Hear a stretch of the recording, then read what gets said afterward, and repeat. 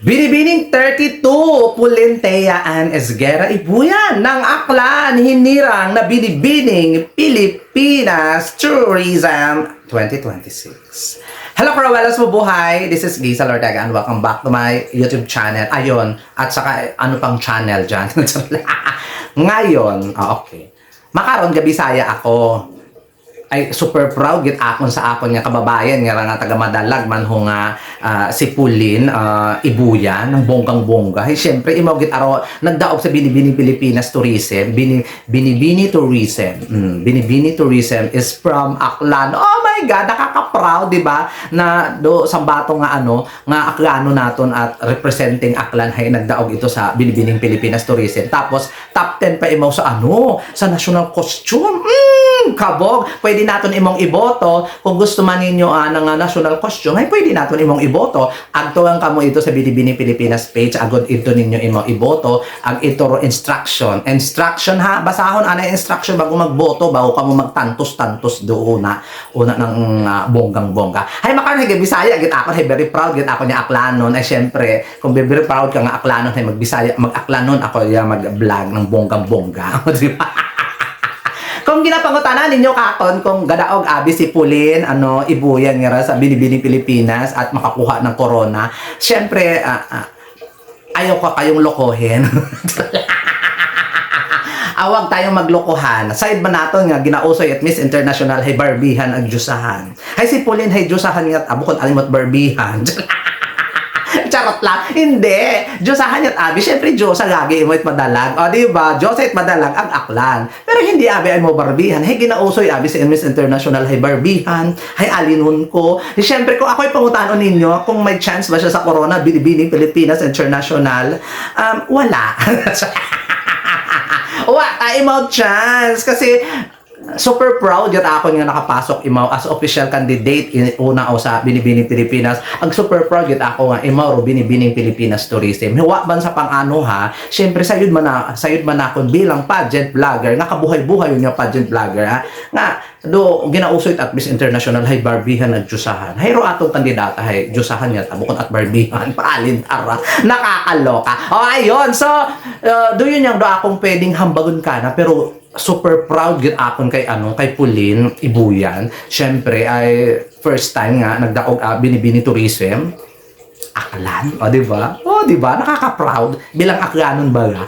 Hay pero kung pangutan ang ninyo prangka kung makadaog imat corona sa Binibining Pilipinas. Hay hindi aron pero stepping stone na ang daya ngarang pageant na Binibining Pilipinas para mag-intra pa imo sa ibang pageant, nga national pageant. Kaya pwede talaga yung kanyang beauty, yung kanyang yung kanyang Diyosahan na beauty sa ibang pageant, siguro sa Miss Earth or sa Miss Grand or sa Miss Universe Philippines. Pero kung pangutanon ninyo ako sa Binibining Pilipinas, yung chances niya nang magdaog sa Binibining Pilipinas International, hiwa git aron, ay maging klaro tayo, maging honest. I love you so much, Pulin Ibuyan. Siyempre, daga mo dungog it Aklan. Ag siyempre, nakaka-proud git bilang Aklanon nga. Ikaw git aro nagdaog sa Binibining Pilipinas Tourism. Enjoy the journey ha, Pulin. Huwag masyadong, ano ba tawag doon, magpapaka-stress. Eh, alam ko naman yung pageantry is nakaka-stress talaga. Enjoy mo talaga yung journey, yung bonggang-bongga, ano mo, yung, bawat labas mo, bawat Tagalog, bawat guwa mo sa stage, rampa, eksena, bongga, panalo, representing Aklan, diba? Do yun, aro nakaka-proud bilang Aklanon nga. Ro atong kandidata, hay, bisan bukon mat prototype it international nga rahay, gasukol, wag pa pwede. National costume tanawa, pasok git mo sa top 10 sa best in national costume kay deserve git sino ay designer na baga kara magpaobra man ako. Parang ganito, pak!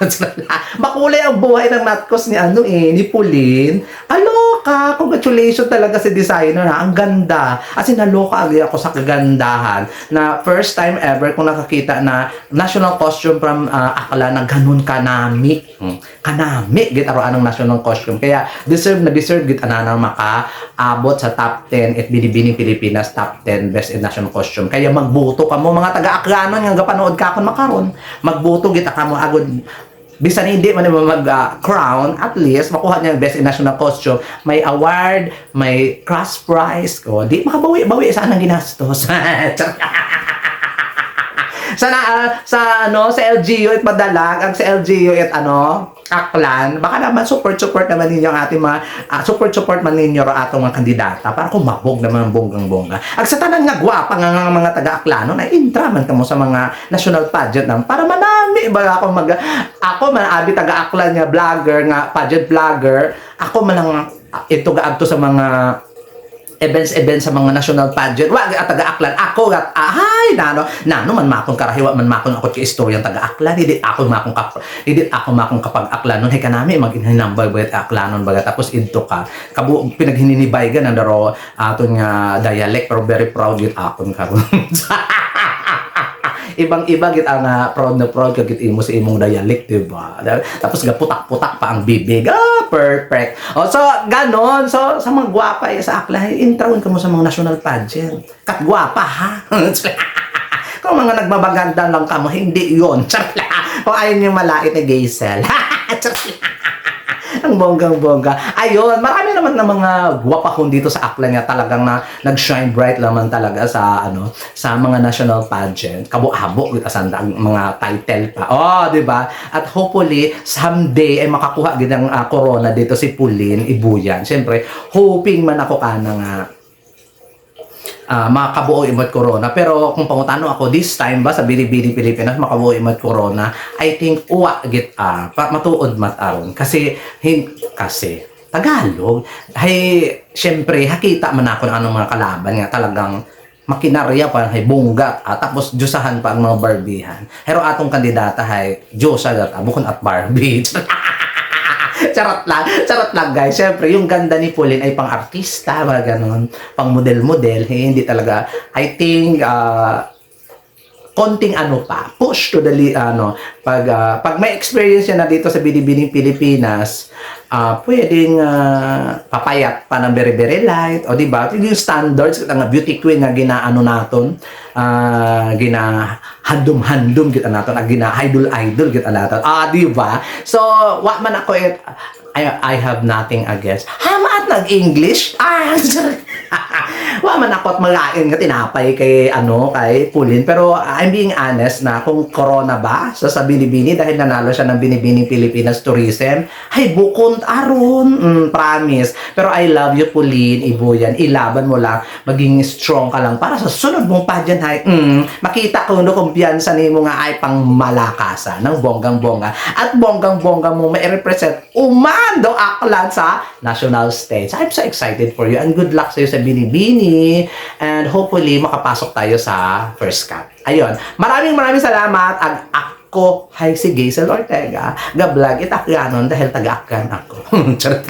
Anong pinaghinambay ko? Inahugasan ako kimo Pauline. Charot. Congratulations sa'yo. I love you. Mwah, mwah, mwah.